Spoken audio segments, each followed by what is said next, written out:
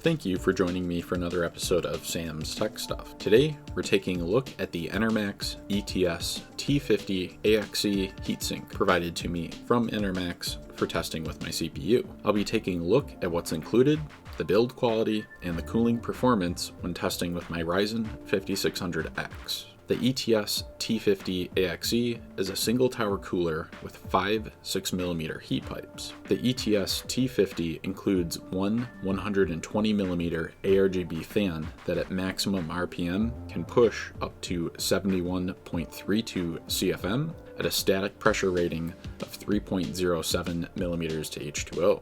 At full speed, the fan is going to be putting out around 24 to 25 dBA worth of sound. As for the RGB goodness associated with this fan, you're going to be getting the RGB sync compatibility that works with Asrock Asus, MSI Gigabyte, and Razer Chroma with the 3-pin 5-volt connection. The ETS T50 comes with a decent instruction manual as well as all of the familiar AMD and Intel mounting kits. Newer shipments do seem to have the LGA 1700 mount included, but if you happen to get an older one that doesn't have the LGA 1700 mount, you'll want to contact Enermax to try to get one. There's a generous amount of thermal paste included with an applicator, which is also nice to see. The cooler, fully assembled, comes in at about 860 grams, or about 1.89 pounds, with a dimension of 138.7 millimeters by 112.5 millimeters by 160 millimeters in terms of the cooler height. The T50 also touts an enhanced memory compatibility. It achieves this by the width of the finstack and slightly shifting the finstack towards the rear of the case. This shift creates enough space to allow all 4 memory modules to be installed on an AM4 board. The installation was easy enough on the AM4 socket. The included AMD backplate has specific mounting locations, screws, and a locking mechanism. I haven't used a mounting system that used the 4-square mounting plate method in a while, but I didn't really have any issues installing it. The heatsink itself only has 2 mounting points, but this really didn't seem to be an issue when I ran all the stress tests and the CPU was under load.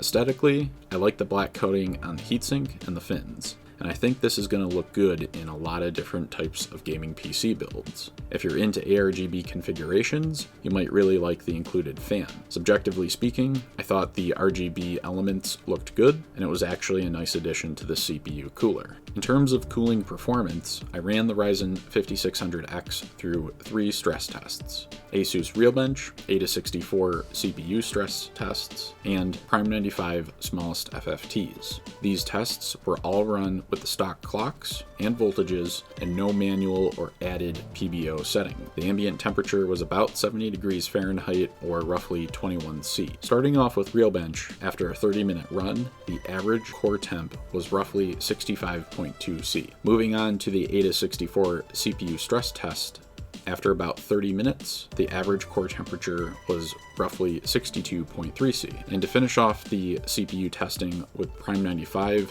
running the smallest FFT, the average core temp was 63 degrees flat. For stock operation, these numbers are pretty decent. I did want to run a static overclock and overvoltage setting with this cooler. I ran my standard 4.7 GHz locked with 1.37 volts going into the CPU. In Prime 95, with the smallest FFT testing, the average CPU temp was around 92 to 94 C. This does sound pretty bad, but keep in mind, Prime 95 is an extremely unrealistic benchmark, and it really doesn't mean much for everyday real-world usage. I don't even see temperatures this high when I'm gaming and streaming or even editing or exporting video. I really run this test just to see what the cooler is capable of. So I would say if you do want to do a bit of manual overclocking, this heatsink should have no trouble with it. Overall, I thought the Enermax ETS T50 AXE was a great CPU cooler that performed well. Considering the cost of the unit, I feel it competes pretty well in the cooler market, especially if you're into the ARGB aspect, and I would definitely recommend this for a mid-range or even a high-end gaming PC. If you like this one, hit that like button, subscribe for future reviews and system builds, then ring the bell for future video notifications.